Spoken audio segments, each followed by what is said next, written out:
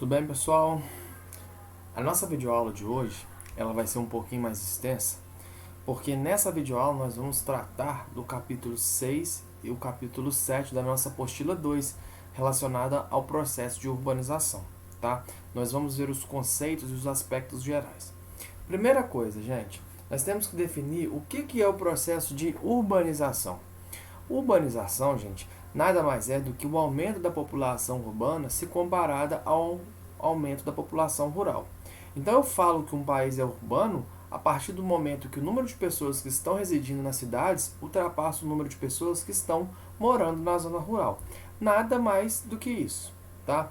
E aí, a urbanização no mundo, ela está relacionada principalmente ao êxodo rural. As primeiras cidades, elas surgiram no nosso planeta quando o homem passa a desenvolver o que? A agricultura. Antes do desenvolvimento da agricultura, o ser humano era o que? Era nômade. Nômade era aquela pessoa que se deslocava de um local para outro em busca de alimento. Eu ficava numa determinada área por um certo tempo. Quando os alimentos dali terminavam, eu ia para outro local. Isso era o nômade. A partir do momento que eu consigo desenvolver a agricultura e domesticar os animais, ou seja, eu desenvolvo a agropecuária, o homem deixa de ser nômade e torna-se sedentário. O sedentário é aquele homem que fica fixado ao local, ele não mais se desloca, ok? Quando o homem torna-se sedentário, as primeiras cidades passam a surgir. As primeiras cidades, elas surgiram próximo aos grandes rios, justamente com o intuito de desenvolver o processo de agricultura, tá? Então as primeiras cidades surgiram lá na Mesopotâmia, perto dos rios Tigres e Eufrates, e no rio Nilo, ali na África, próximo ao Egito, ok? Então essa é uma história básica do surgimento das primeiras cidades. A urbanização, ou seja, lembrar que a urbanização, o mundo se torna urbano a partir se torna urbano não, passa a se urbanizar, ou seja, a ter um aumento significativo das pessoas morando nas cidades a partir da primeira revolução industrial, ou seja, no século XVIII. No entanto, as cidades, elas são bem mais antigas do que isso. As primeiras cidades, elas datam de cerca de 10 mil anos atrás. Mas lembrar o seguinte, o fato de existirem as primeiras cidades não significa que com esse surgimento ocorreu o processo de urbanização, como a gente vai ver aqui agora, tá? Aqui eu trouxe para vocês uma tabela com as maiores aglomerações urbanas do mundo, tá? Por exemplo, Tóquio. Tóquio está no Japão. Tóquio é a maior aglomeração urbana do planeta. E aí, quando eu falo Tóquio, eu estou falando da área metropolitana de Tóquio. Tóquio é uma metrópole. No caso, a cidade de Tóquio tem 8.342.641 habitantes. No entanto, Tóquio tem uma influência tão grande em relação às demais cidades que estão em volta que elas foram crescendo em direção a Tóquio e ocorreu um processo de conurbação.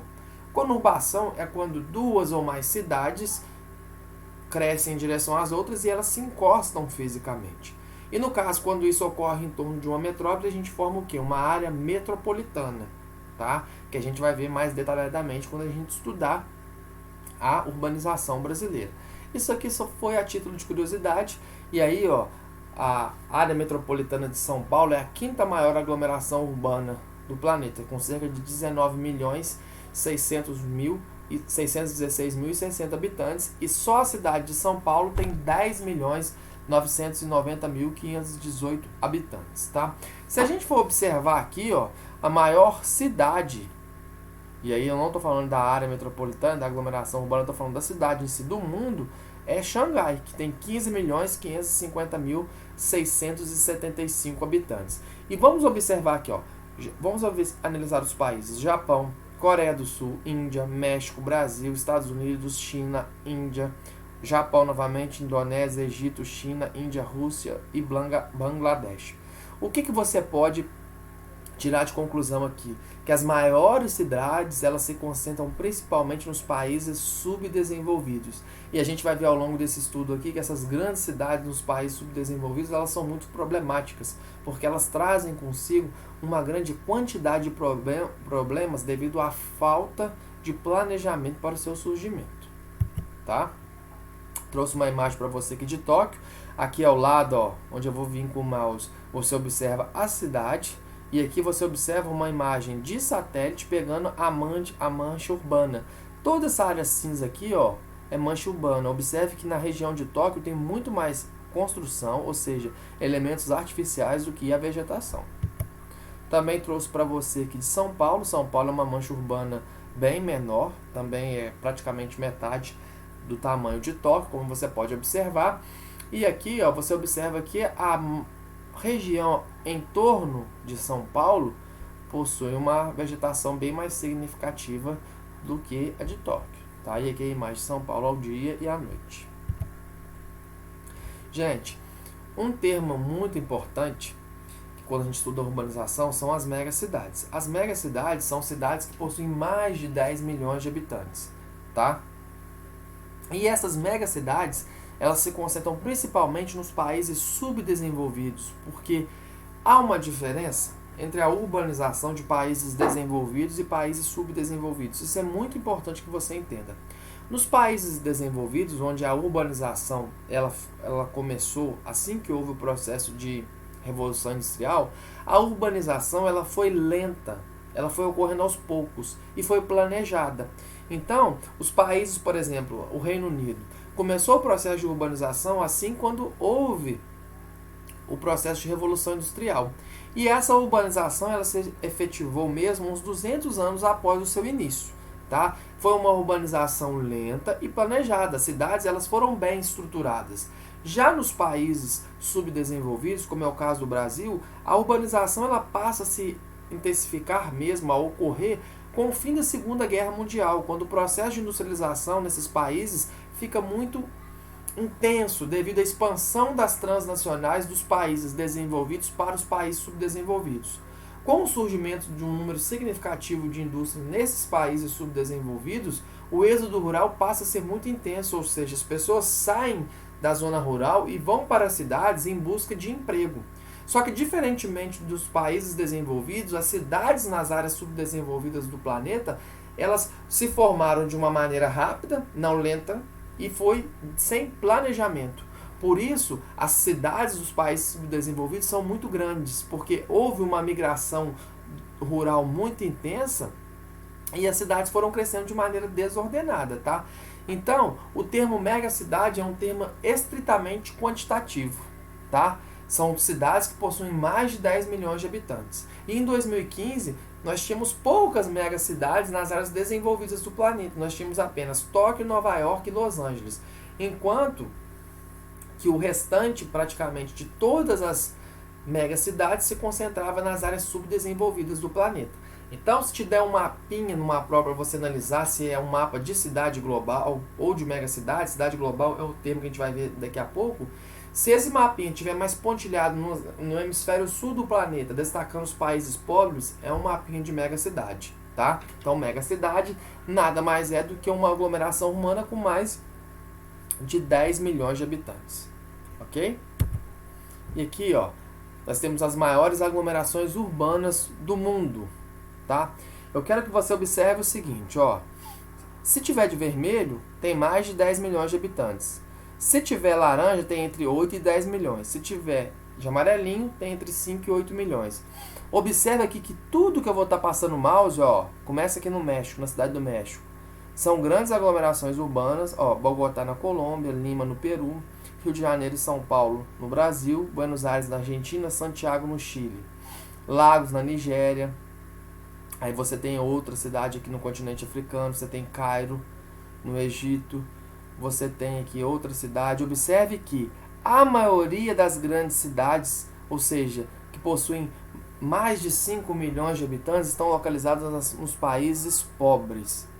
Porque foram cidades, como eu já expliquei para vocês, que surgiram de maneira intensa, sem planejamento urbano, tá?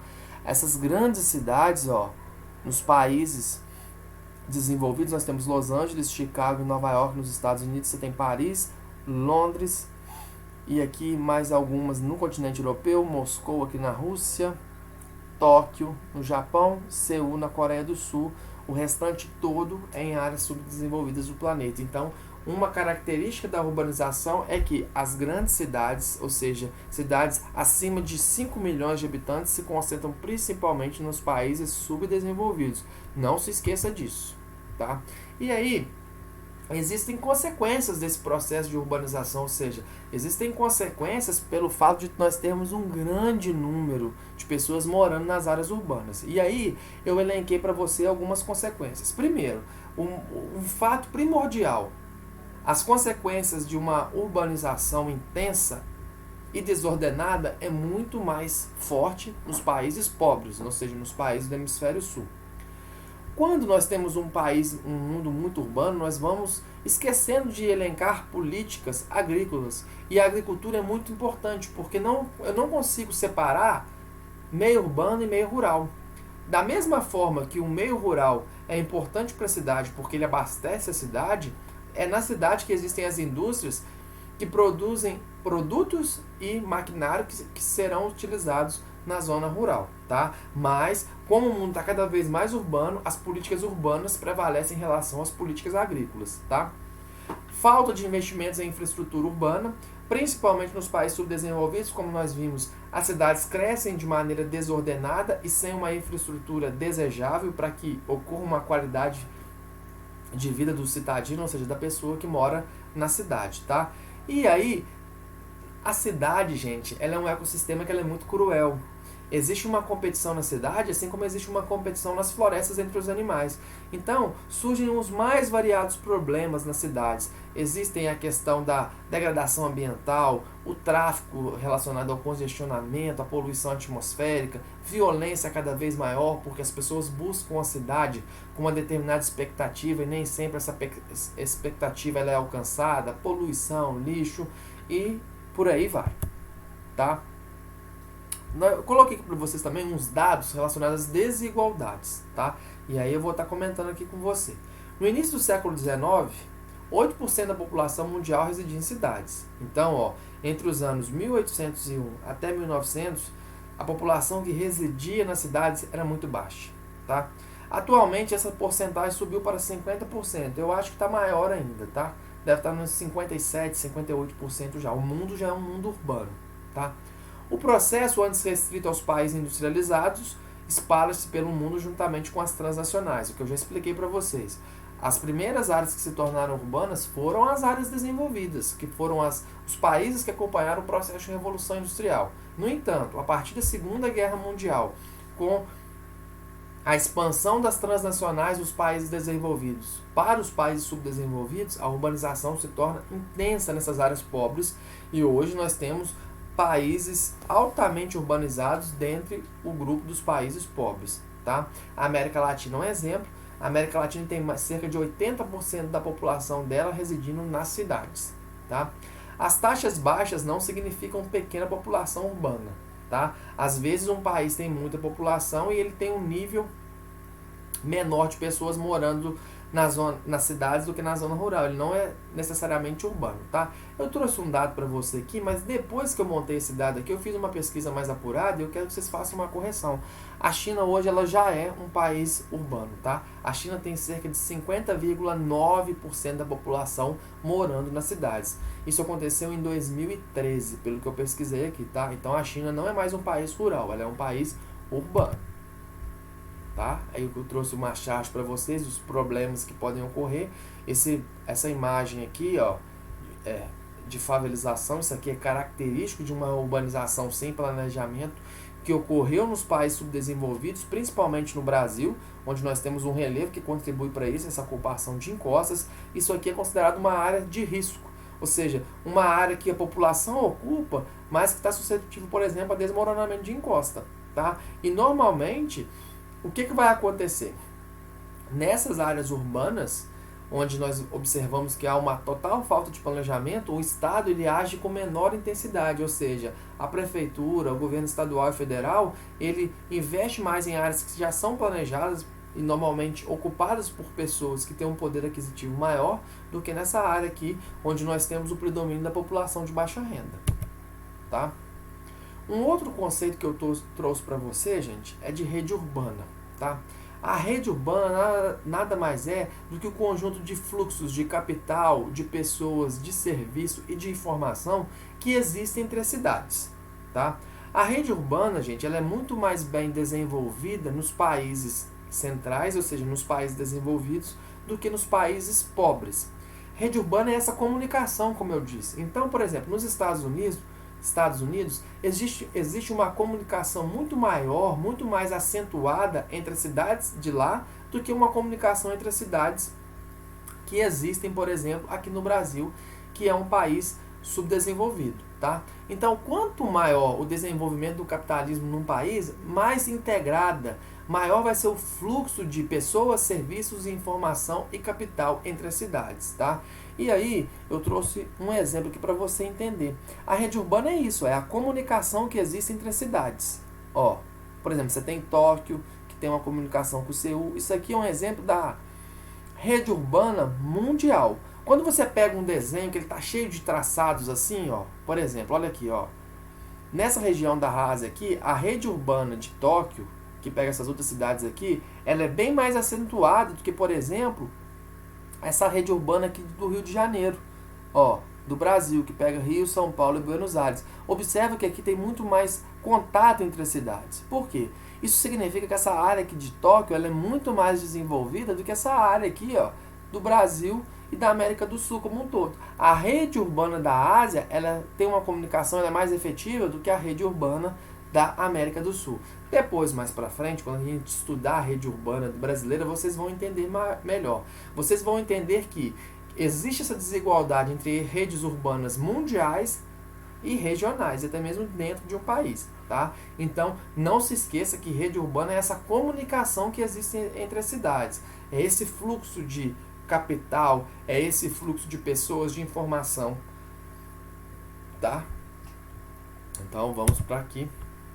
Outro processo aqui, outro conteúdo importante em relação à urbanização. Outro conceito. Gente, existe um processo chamado de metropolização. Metropolização vem de metrópole. O que é uma metrópole? Metrópole é uma cidade que ela tem uma influência muito significativa num país ou até mesmo no mundo. Quando a gente estudar a hierarquia urbana, a gente vai ver que existem metrópoles nacionais e metrópoles que são regionais. Metrópoles nacionais, por exemplo, como São Paulo, têm uma influência no país como um todo. Já metrópoles regionais, como Belo Horizonte, têm uma influência mais restrita e que pega apenas uma região, não um território nacional como um todo. Para eu caracterizar uma cidade como metrópole, eu vou analisar a área de influência dessa cidade de acordo com os serviços que essa cidade oferece. Então, eu caracterizei São Paulo como uma metrópole nacional e Belo Horizonte como uma metrópole regional porque eu observei que a metrópole de São Paulo, ela influencia o país como um todo, enquanto a metrópole de Belo Horizonte influencia uma região. Tá? Então, o processo de metropolização nada mais é do que o surgimento de metrópoles nas cidades. Uma tendência que ocorre principalmente em países subdesenvolvidos, onde essas metrópoles são muito grandes, ou seja, há uma migração significativa de pessoas que moram na zona rural e em cidades menores em relação a essas grandes cidades, por conta dos serviços que elas oferecem. Tá? Então, metrópole é isso, é uma cidade que tem uma importância econômica e uma influência significativa num território. Tá?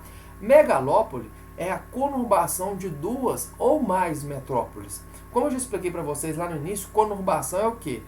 É o crescimento significativo de duas ou mais cidades em direção a elas, de tal forma que elas vão se unir fisicamente. Tá? E quando elas se unem fisicamente, ocorreu um processo de conurbação, juntou uma cidade com a outra. É um exemplo que a gente tem de Volta Redonda e Barra Mansa. Quando eu falo assim, área metropolitana de Belo Horizonte, quer dizer que em torno de Belo Horizonte, que é a metrópole, a cidade de BH fez tanta influência naquelas que estavam em volta, que as cidades foram crescendo em torno de Belo Horizonte, até que elas se conurbaram, elas se juntaram fisicamente. E esse processo fez com que surgisse apenas uma malha urbana, uma mancha urbana, perdão. E quem não conhece Belo Horizonte, quem é daquela região, às vezes acha que está em Belo Horizonte e está lá em Contagem. É como se fosse assim, você está aí no Piaget. você está em Belo Horizonte. A partir do momento que você chega ali na loja do Zeca, que é próximo ao Piaget, você já está em Contagem. Isso é um processo de conurbação. Tá? E megalópole é a conurbação de duas ou mais metrópoles, ou seja, a união física desses espaços onde essas metrópoles possuem influência. Tá? E aí nós temos algumas megalópolis famosas. Nós temos Boston, nos Estados Unidos, que pega as metrópoles de Washington, Baltimore, Filadélfia, New Jersey, Nova York e Boston.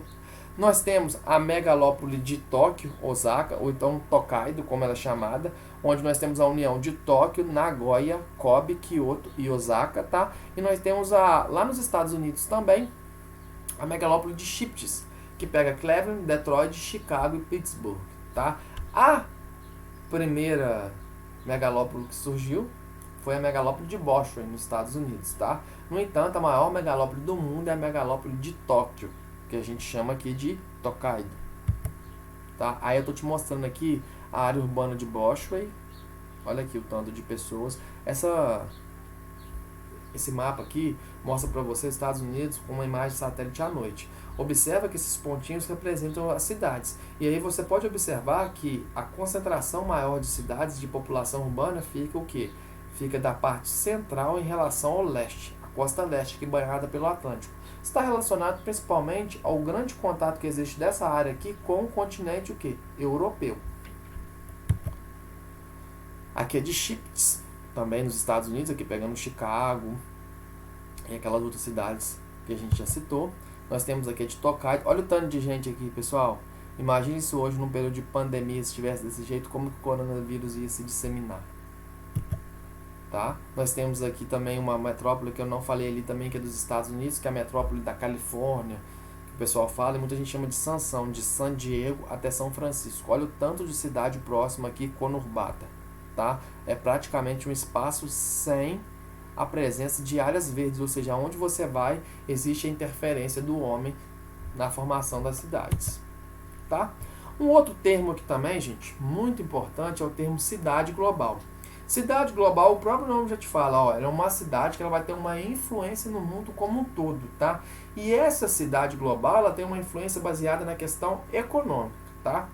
E aí, gente, essas cidades, elas atuam como sede de transnacionais, com grandes centros financeiros e geração de tecnologia de ponta. E, diferentemente do termo de megacidade, que é um termo estritamente quantitativo, ou seja, para eu falar que uma cidade é uma megacidade, ela tem que apenas ter mais de 10 milhões de habitantes, independentemente se ela está num país desenvolvido ou subdesenvolvido. A cidade global ela também ocorre em países desenvolvidos e países subdesenvolvidos. No entanto, é um termo que não tem nada a ver com a questão do tamanho da cidade, e sim da sua influência no planeta. Tanto que São Paulo é uma cidade com quase 11 milhões de habitantes e é uma cidade global. Da mesma forma que Bruxelas, que fica na Bélgica, é uma cidade global também e tem pouco mais de 1 milhão de habitantes. Tá? E um outro comparativo em relação às megacidades é o seguinte: as cidades globais, diferentemente das megacidades, elas vão predominar nas áreas desenvolvidas do planeta. Tá? Enquanto as megacidades predominam nas regiões pobres, as cidades globais predominam nas regiões o quê? Ricas, desenvolvidas. E aí, as cidades globais elas são divididas em 3 grupos: cidades alfa, cidades beta e cidades gama.